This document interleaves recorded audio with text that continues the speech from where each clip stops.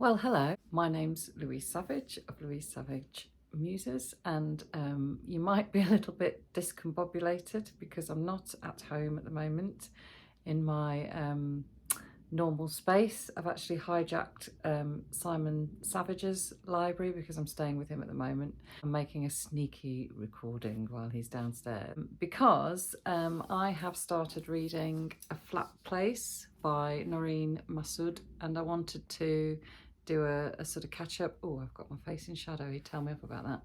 I wanted to do a quick sort of catch up to let you know how I'm getting on with it with my non-fiction prize, Women's Prize for Non-Fiction Longlist reading. That's a mouthful. And, you know, this is book number 3 and I am absolutely gobbling this one up as well. I started reading it this morning. I'm already halfway through and it's not even 11 o'clock. It's a book about, well, what is it about? It's really hard to explain. So The Flat Place initially is the author's memory of the driving out of the suburbs of Lahore in Pakistan and seeing the landscape go really flat and really green, and it being one of the few places where she feels kind of comfortable looking at that landscape. And it, you know, the book opens with that description of her driving to school and her feelings at school. Now, it's really complex, this book. It's only a slim volume, but it's really making me do an awful lot of thinking, as the other 2 books have that I've read so far.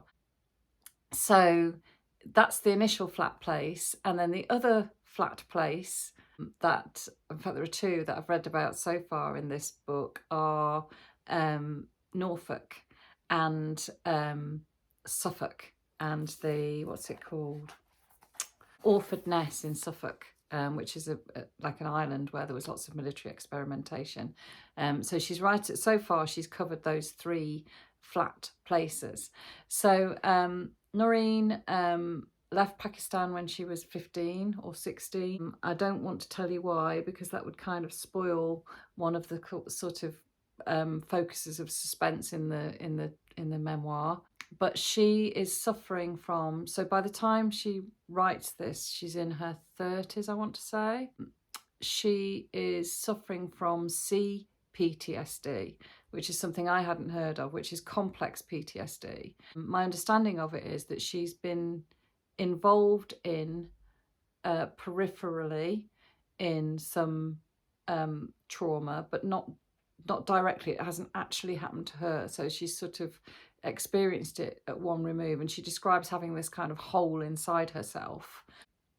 So when she's in flat places, she seems to be kind of slightly more in touch with her emotions. She seems to be able to be on a slightly more even keel than she is in the rest of her life. So it's a really interesting psychological exploration, and the way the book is structured is fascinating because she keeps cutting between the story of her life in Pakistan before she left and the story of her life since that point and these landscapes. So actually I've realised that the experience of reading it is really disorientating, and I hope that's deliberate.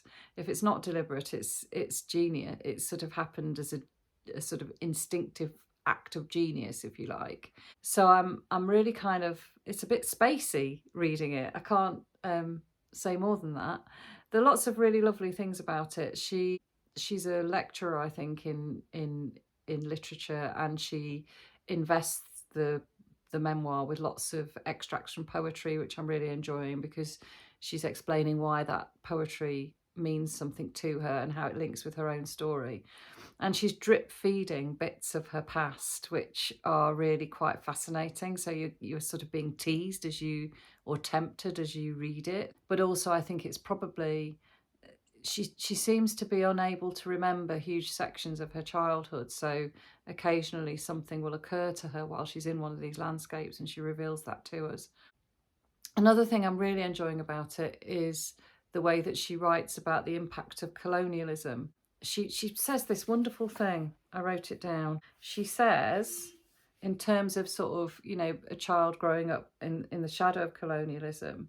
She said that children grow up thinking that their lives kind of don't exist. And then she says they grow up thinking that they are defective shadows of the Western world. I thought that was a brilliant, and it really tugged at me, that idea of somebody feeling like they're in this shadow space and they're part of the Western world, but kind of not. So she's kind of feeling her way through the impact of her Pakistani and also she's got relatives who are from India as well, heritage on her life too. Her father is a absolutely really fascinating, really intriguing figure. There are certain things that happen in her childhood that I don't think I've really read about before. He's a doctor. Again, I don't want to spoil it because I think, although this is a memoir, there's a narrative drive to it. So I don't want to kind of spoil the revelations that happen as you read it, and you feel like they're happening to you in not exactly how they happened to her, but you kind of, the ability to empathize with her is huge.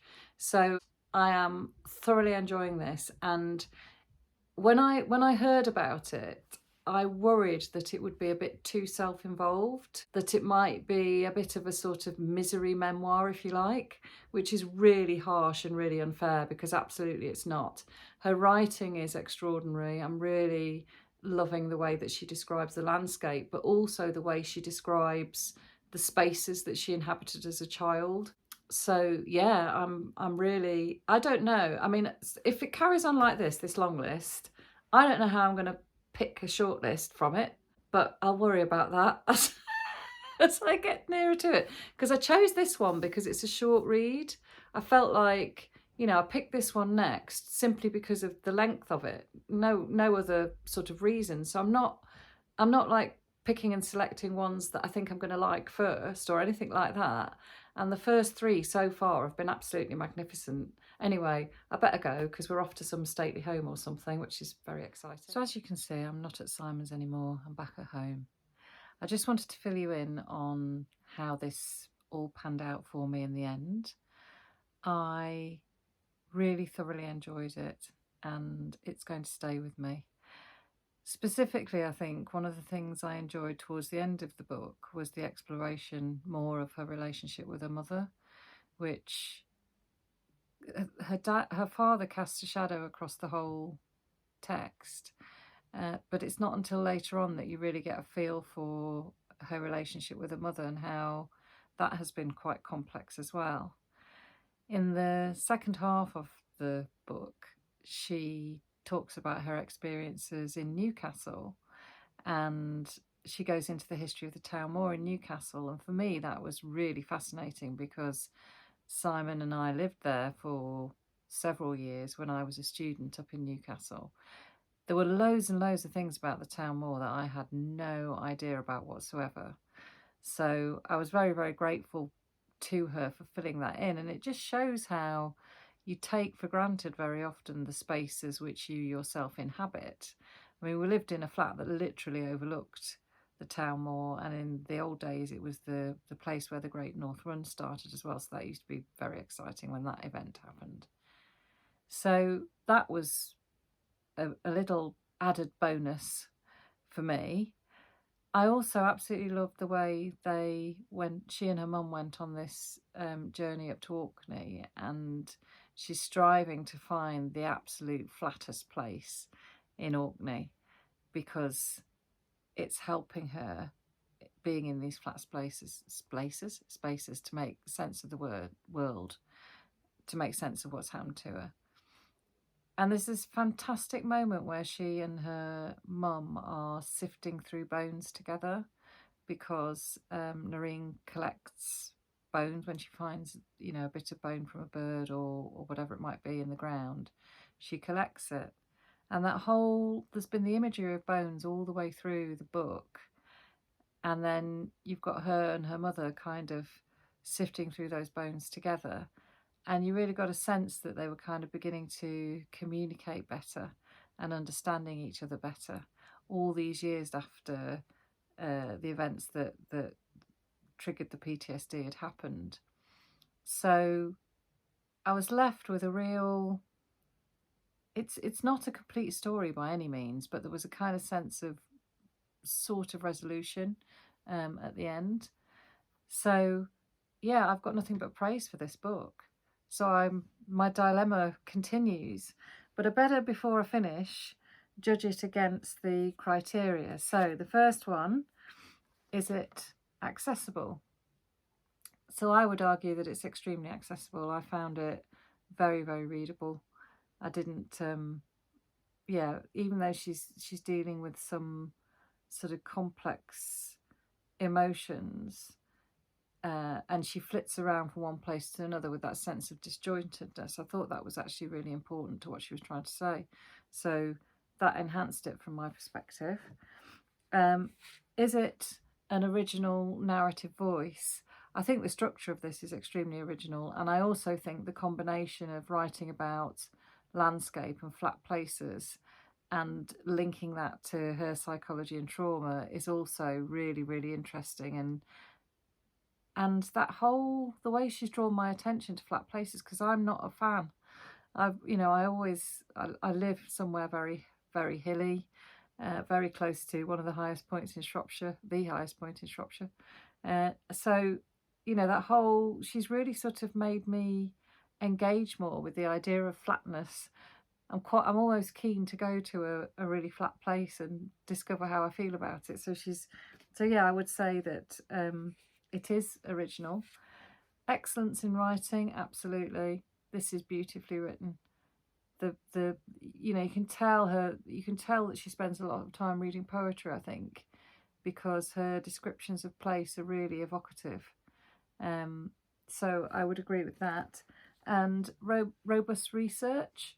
She certainly seems to know an awful lot about the places that she visits. She described to me in a lot of detail a place that I'd lived for 2 or 3 years, and I learned loads about it. So I think that definitely it is really, really well researched. So I think this is another book that ticks all those boxes. So, well, where will I head to next? Not sure. I'm glancing over at my pile. I shall let you know when I've made that decision.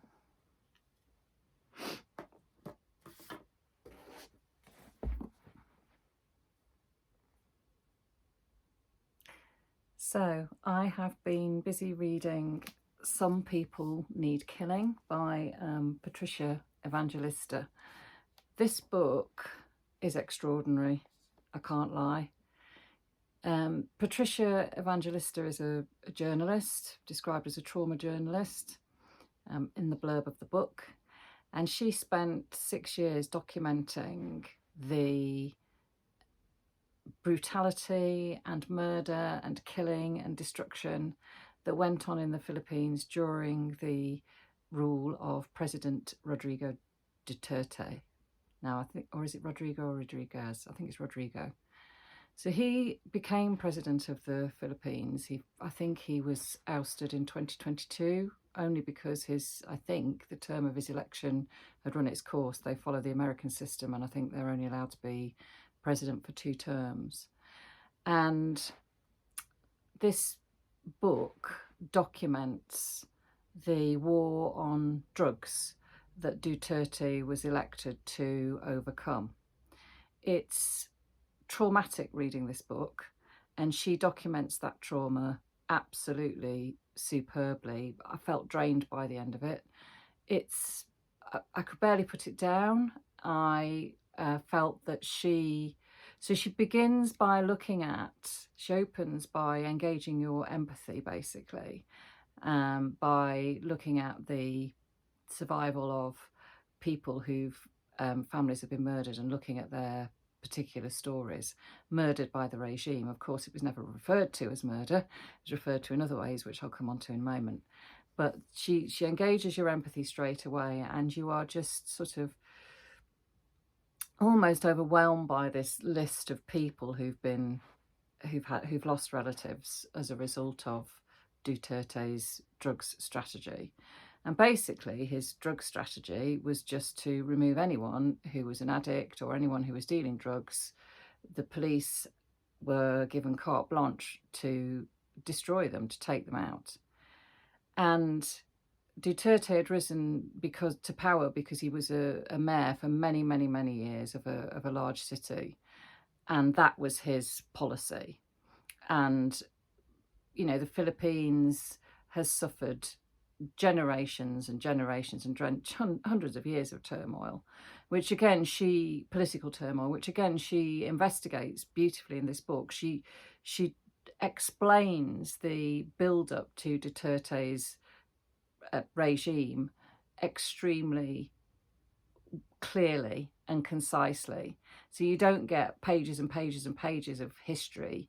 You get almost the bare essentials, but not quite. So she goes right back to the colonialization of the Philippines, and then the American influence on the Philippines.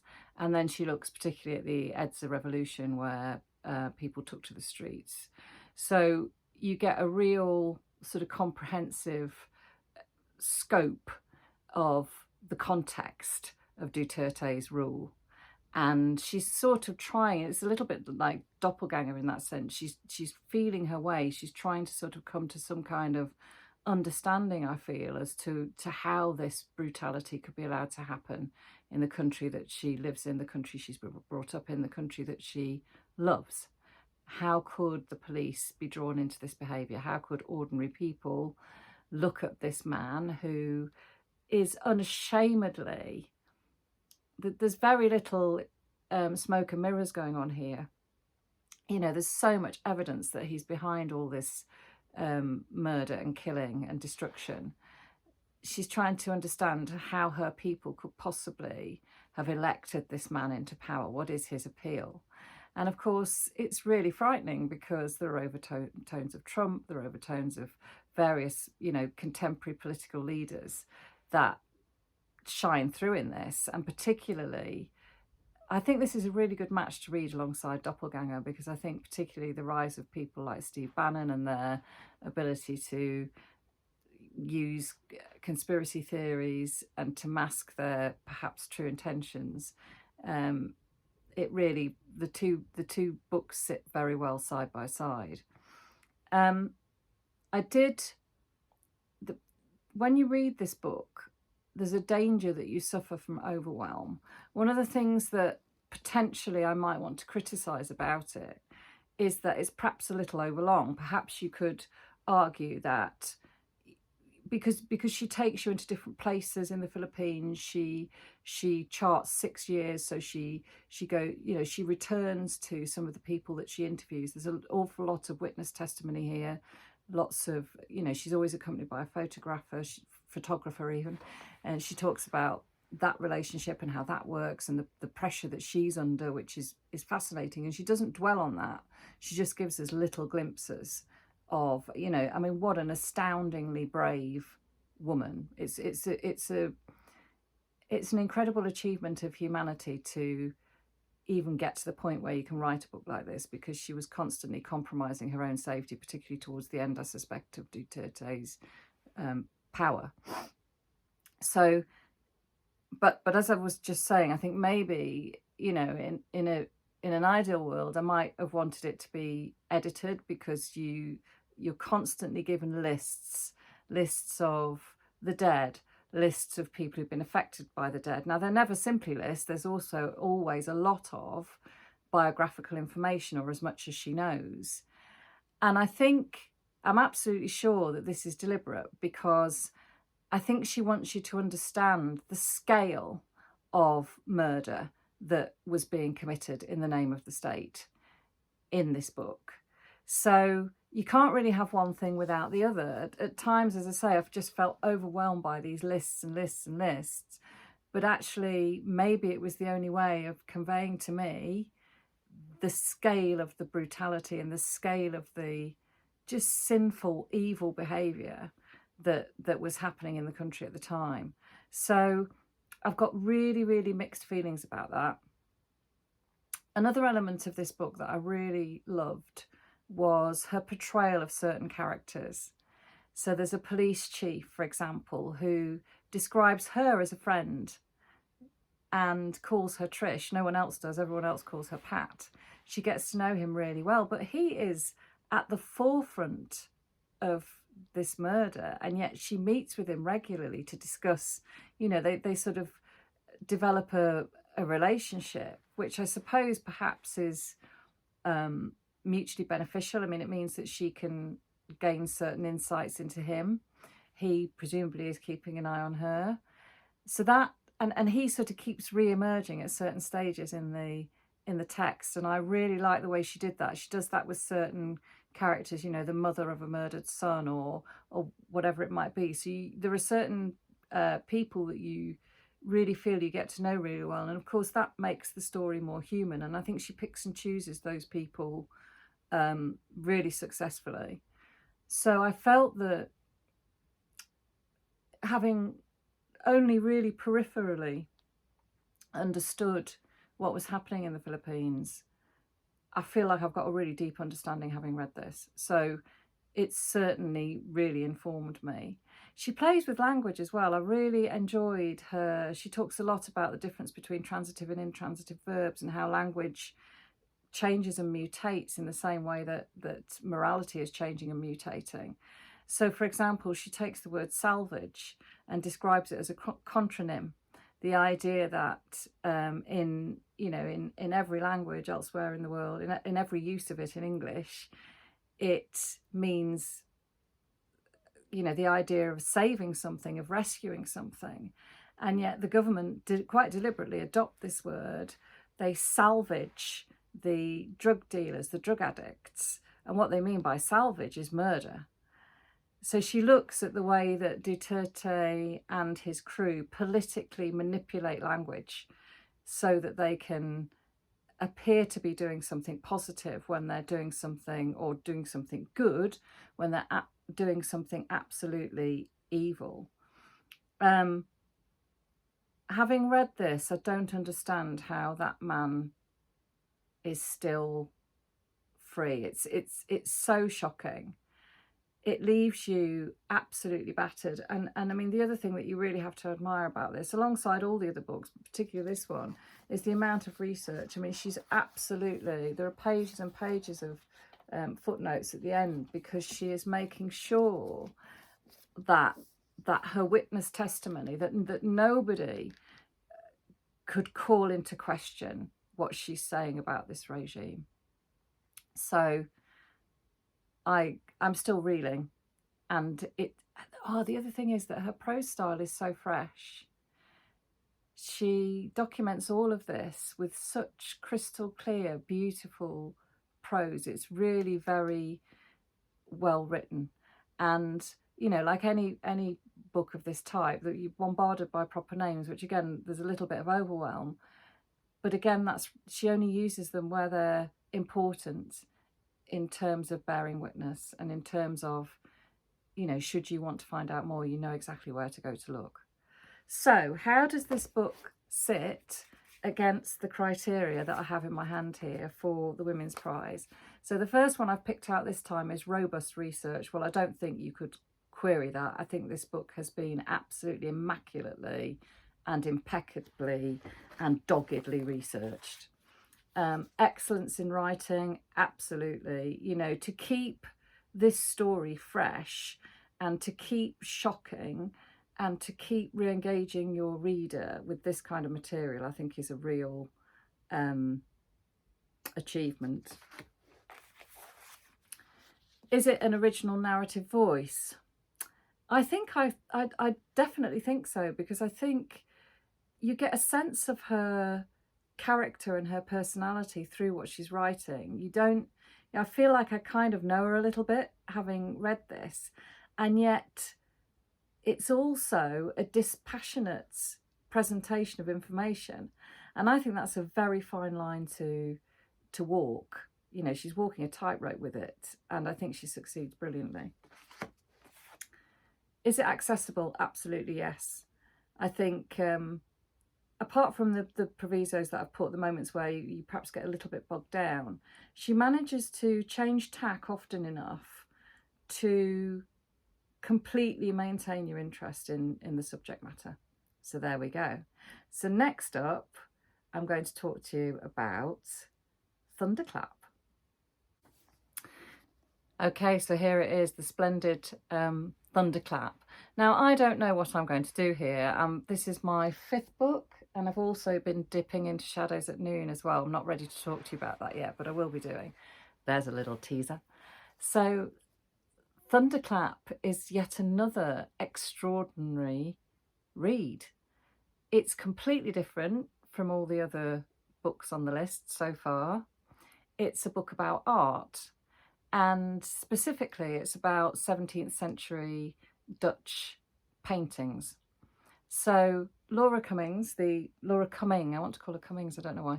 Laura Cumming, the author, is an art critic, and she's written about art, I think probably most of her working life, I don't know. And when she was a child at school, there was a painting on the wall which was a snow scene and was the picture by a Dutch master, and she grew very familiar with that painting. But also her father, was growing up in Scotland, her father was a Scottish artist and art teacher as well. So art clearly has had an influence on her from a very, very early age, and partly what she's writing about is the power of art and the way that you look at art and the way that might change over time. And she does that by going into real depth, describing paintings, painting after painting after painting. And to start with, I thought, oh, I don't know, is this going to be a bit too much? I absolutely love the way that she writes about the art that she's looking at. She'll describe it, she'll give you some sort of sense of the tone, the mood, even if it's a picture. The book is beautifully illustrated, so you've got lots and lots of images as you're reading, but not every picture that she describes is presented in the book for obvious reasons. So, you know, you're viewing the picture through her eyes, but also often through your own as well. And I found that really, really fascinating. And I suppose in many ways this book is a defence of 17th century Dutch art. She feels that it's been overlooked. She feels that it's often been patronised. She puts a lot of that down to Joshua Reynolds and Henry James and various other critics. And she feels that landscape painting has been portrayed as being really dour and gloomy. She thinks that, you know, Dutch still life painting has been overlooked as well as being, you know, dull, mundane, and yet actually when she explores it, it's totally not that at all. And she opens the book is written in several parts. So the first part starts with her love of a painting with a lute player in a corner who's sort of all in darkness, and then you've got this landscape in front of him. And the painting is by somebody called Patricia, and she explains in detail her relationship with that picture and why she thinks that Fabricius is such a master. Only a few of his paintings have survived. There was only, you know, there's been no sort of collection of his works. I think it's only about 11, maybe a few more paintings of his that actually exist. But she feels that he was an absolute master, and very, very little is known about his life. So one of the things she does in the first part is she looks into that, she explores, she tries to find out as much as possible about him. And she doesn't find out an awful lot, but what she does learn is really relevant perhaps to his career as an artist. So for example, she finds out that he married very young, but very tragically, I think they had 3 children, he and his wife, and all 3 of them die.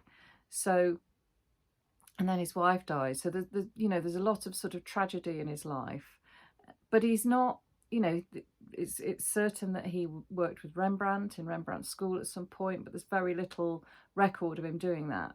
And she's trying to sort of jigsaw together some sort of biography for this artist that she clearly really admires. We also follow her and her family to the Netherlands. I think it's in the second part, where she starts to talk more about her own father.